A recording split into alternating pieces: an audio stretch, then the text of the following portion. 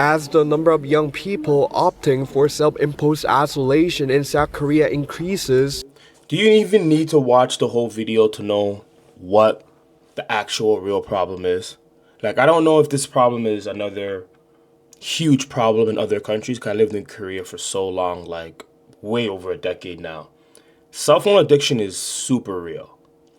And cell phone addiction is, you may think it's like, yeah, everybody kind of has a cell phone addiction. Yeah, it's kind of cute, right? Like the kids have a cell phone addiction. Kids have what do you call them? iPad babies or whatnot. But when full grown, healthy, able bodied adults have cell phone addiction and they can't do anything but live on their cell phone, that's how you know it's really serious. And I know it happens in other countries, but in Korea, it seems to be a lot more serious. the annual socioeconomic cost associated with this group, aged 19 to 34, has soared to 5.3 trillion won, 19 to 34. I have a different perspective about age. I always say, like, the prime of your life is like after you're 40, because you gained enough experience, knowledge, time, money, everything else you need to actually thrive. 19 to whatever they said, 34, is the prime age to gain experience. And this guy's here gaining XP points. But this is like the prime time to be gaining experience. And it's just sad that these guys are just cooped up in their room. or approximately 3.6 billion US dollars, according to a recent study. Notably, after 3.5 years of unemployment, the likelihood of seclusion rises to 50%, which means the country as a whole needs to move quickly to tackle this problem. According to a report by the Federation of Korean Industries and the Korea Institute for Health and Social Affairs, the overall cost of youth seclusion per person stood at about 9.8 million won annually in 2024. The number of young people who have cut themselves off from society is estimated at more than 530,000 in the cited year, accounting for a significant 5.2% of the total youth population. That's that double stimulation. The cell phone, scrolling on the cell phone with the TV on in the background. Sometimes you have like the laptop too on the couch. Terrible. The findings show that young adults who reported taking breaks from work showed an eventual seclusion rate of 17.8%. I understand people go through hard times. I really do. But people will only be uncomfortable or comfortable as their surroundings will allow them. And let me give you an example. Here in Korea, like this couldn't happen back home in Canada and America, like because you need your parents' support to be cooped up like this. And in Korea,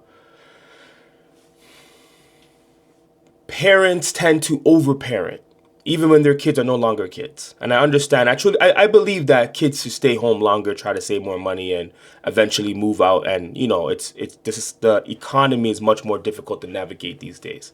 However, to stay home, not to have a job, not to be working, not to be contributing in any way, you need support to do that. And how all these people are able to do that? Is because they're having support from their parents. And I think that is also a main issue that no one else talks about. If you don't have any support to stay home and be cooped up, you're not going to be in seclusion or isolation like this. It's because you can. About 6.6 times higher than the 2.7% seen among those who are employed.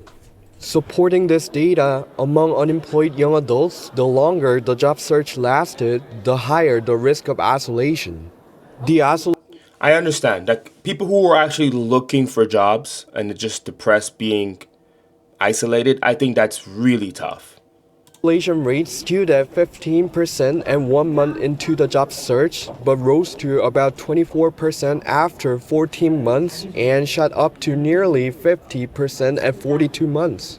The report pointed to unemployment as a key factor raising the risk of seclusion and urged comprehensive efforts by all related parties to get young people to become economically active as soon as possible. But I also think this is a two-pronged problem because young people, because of the image culture in Korea, they call it chaemyeon. If they don't get a job where they want to work, they're not willing to sacrifice their job quality.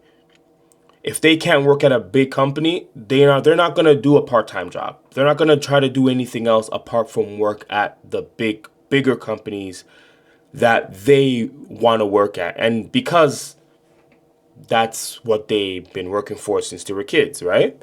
And because if they can't work there, they would rather not work at all. And I think that is also one of the problems.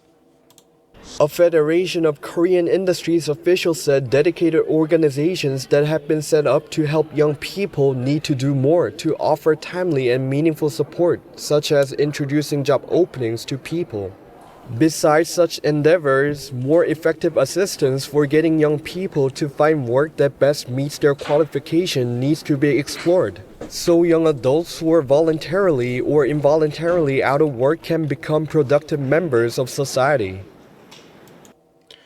Okay, so do you remember in Korea, this happened, I want to say about a year or two ago, where this problem, still a huge problem, they were trying to tackle this isolation problem where people were just staying home. Young people, active, like young, able-bodied people were just staying home, not going outside.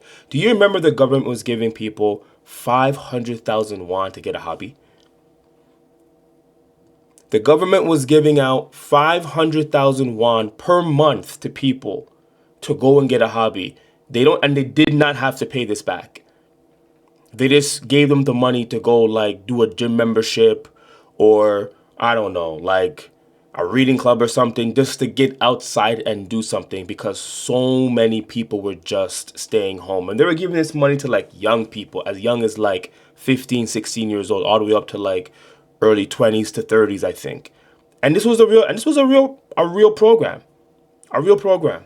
One of the comments in this video said, hey, they're not hurting anybody, but these greedy mofos are afraid to lose their slave workers. I don't think that's true at all. In any country, your number one resource is going to be people. Doesn't matter what country you're from. To make matters worse in Korea, because Korea is such a small country. Did you know you can fit Korea 100 times in Canada? Literally 100 times in Canada. And the population of Korea is like 52, 53 million. Canada's 38, 39 million. Population is dipping now. We have resources. We got lumber, gas, oil, diamonds, farming, cows, you name it, we got it. So when we're in a dip and we need to pump out something, we can always rely on our natural resources. Korea doesn't have that.